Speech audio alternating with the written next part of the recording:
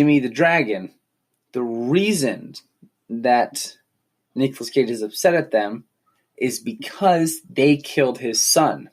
His son was a junkie, and he was threatening that if he didn't get money or drugs, that he would expose everything they had been doing to the cops. And that's why they had to kill him in order to keep their secret safe. And that's all delivered through flashbacks.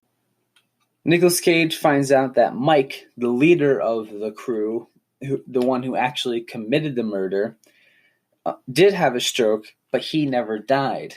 They faked the death so that they could move on from the gang, and they put him in a nursing home.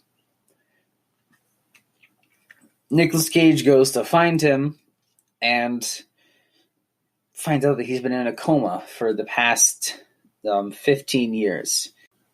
Nicolas Cage talks to one of the orderlies at the nursing home and finds out that Q, the cool guy who owns a bar from the beginning, who was his friend, was the one who put him in the nursing home and was also one of the people who killed his son.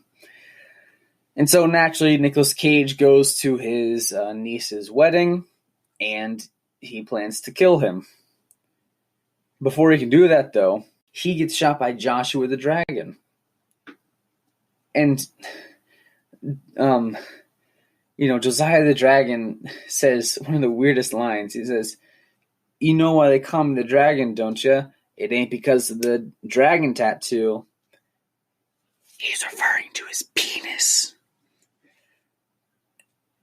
And he brings it up again here. He says, "The dragon's really going to kill you now, but you still think that he's going to talk. He's still talking about his penis. So you think, oh my God, he's going to kill Nicolas Cage with his penis.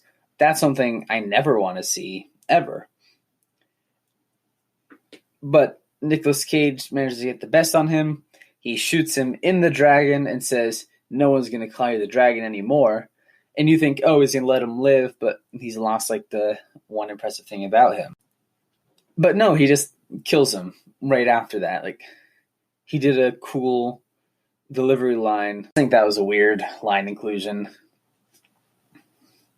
Nicolas Cage goes to the wedding. He is shot. He is sick from his disease. He is angry at Q for killing his son. He threatens to kill Q's niece.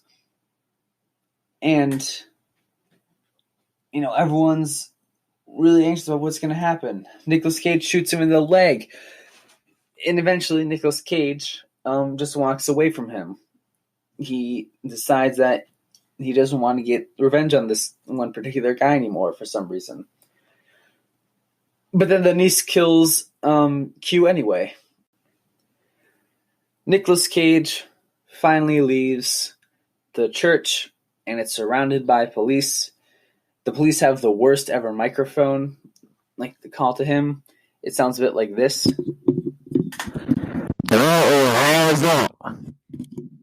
And Nicolas Cage decides that he is going to get shot. And he does. He gets shot. He sees Joey standing over him, and he says, I'm gonna come up to heaven with you, buddy boy, buddy old pal of mine. And Nicolas Cage dies. Which means Nicolas Cage has died in 11 out of the 21 films we reviewed. Again, his odds just keep getting worse and worse. Overall, the film was not bad. I'd give it a 6 out of 10. Nothing great, but, it's not a bad watch if you just want to relax. And Nicolas Cage's performance, I'll give a 7 out of 10. He does a really convincing job, but at points, it just seems a bit weird, a bit bland.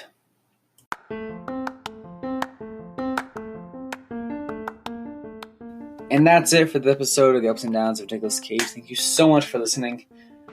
If you enjoyed it, give it 5 stars on the Apple iTunes store.